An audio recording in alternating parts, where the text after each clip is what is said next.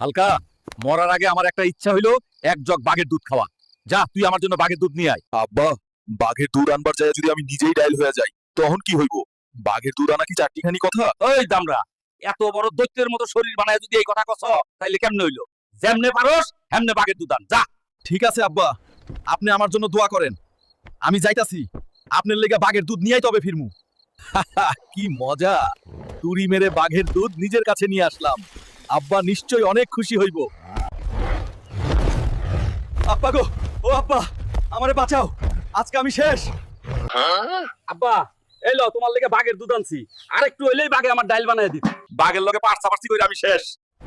দেও, এখন আমার আইফোন 17 প্রো ম্যাক্স কিনা দেও। আইফোন আবার কি? তোর বাপেই তো জীবনে কোনোদিন এটি চালায় নাই। যা ভাগ এখন। দেখলেন তো বন্ধুরা, আব্বাই আইফোনও কিনা দিল না, আর এদিকে কেউ লাইক সাবস্ক্রাইবও করলো না।